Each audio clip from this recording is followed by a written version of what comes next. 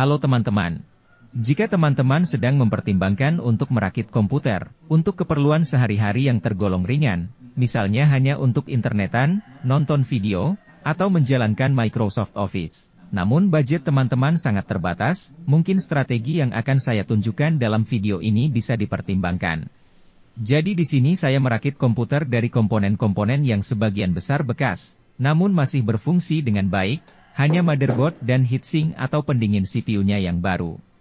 Kebetulan ini adalah komputer saya dari tahun 2013, yang motherboard dan kipas CPU-nya sudah rusak.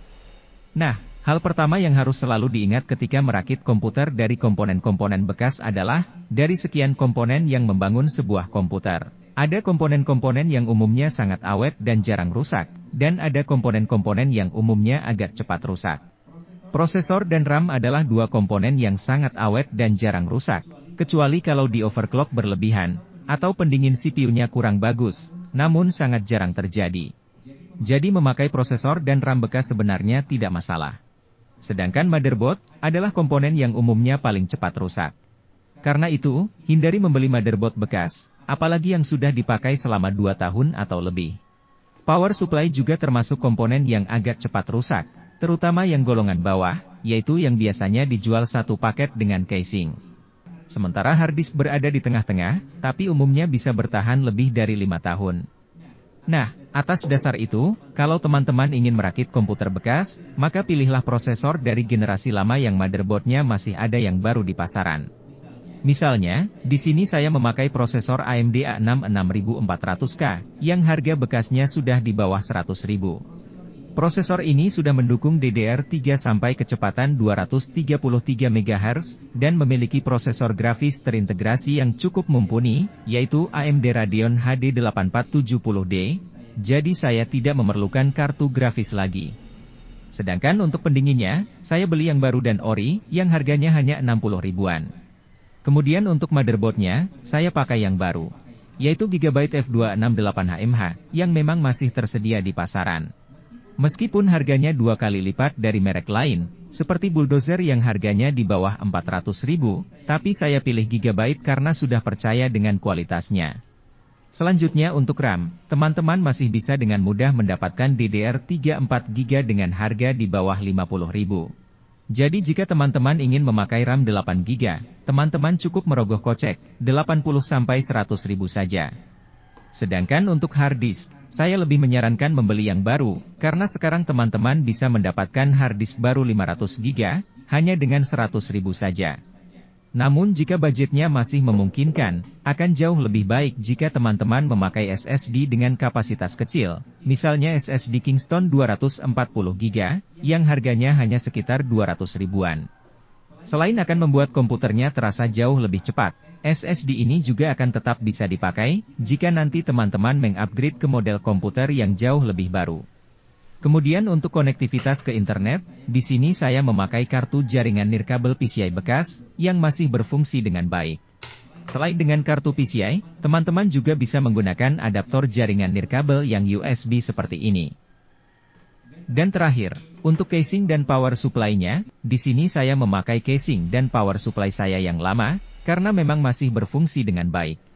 Namun saya lebih menyarankan teman-teman untuk memakai power supply yang baru, karena biasanya power supply, terutama yang kelas pemula, memiliki masa pakai yang tidak terlalu lama. Selain itu, banyak casing murah yang sudah berisi built-in power supply di dalamnya, misalnya model Astaroth dari Phenom RX, yang harganya cuma 300 ribuan. Jadi kalau kita hitung-hitung, tanpa monitor, hanya dengan budget 1 jutaan saja, teman-teman sudah bisa merakit komputer untuk keperluan sehari-hari. Oke, jadi sekarang saya akan merakit semua komponen ini, dan setelah itu saya akan install Windows 10. Jadi pertama, saya akan pasang dulu prosesornya.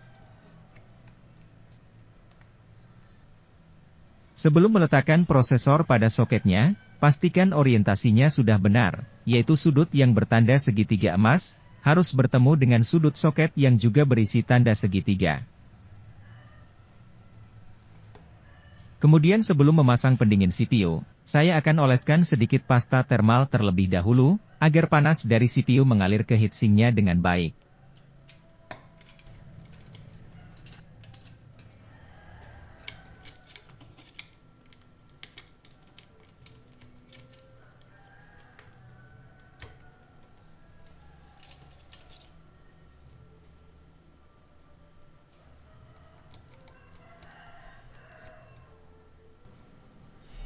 Setelah itu saya akan pasang kedua keping modul RAM-nya.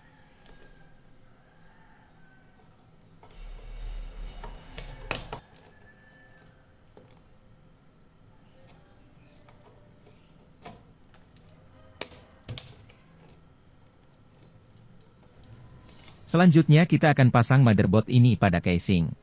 Namun sebelumnya, kita pasang dulu perisai I/O motherboard-nya di bagian belakang casing. Lalu kita letakkan dan atur posisi motherboard-nya, sehingga lubang skrupnya sejajar dengan rumah skrup pada casing. Setelah itu baru kita kencangkan dengan skrup.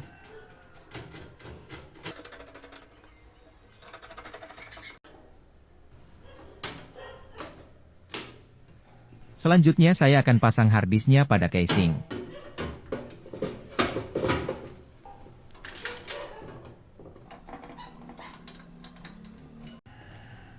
Nah, setelah semuanya terpasang, sekarang kita hubungkan semua komponen dengan power supply, mulai dari motherboard sampai dengan harddisk.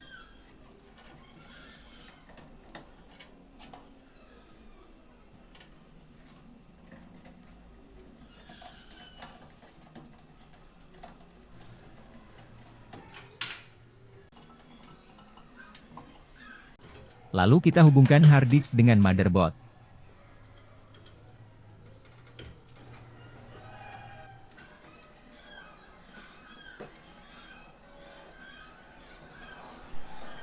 Setelah itu, saya akan hubungkan semua kabel dari panel depan casing ke motherboard.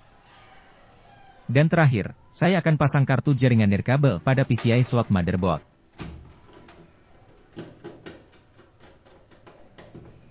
Nah, jadi setelah semuanya terpasang dan terhubung, kira-kira begini koneksi semua komponen di dalam casing. Selanjutnya kita hubungkan monitor, keyboard dan mouse ke CPU ini. Di sini kebetulan saya memakai wireless keyboard dan mouse, jadi saya hanya perlu memasang receiver-nya saja, pada salah satu port USB di konektor belakang motherboard. Oke, jadi setelah semuanya terhubung dengan baik, sekarang kita nyalakan komputernya untuk pertama kalinya.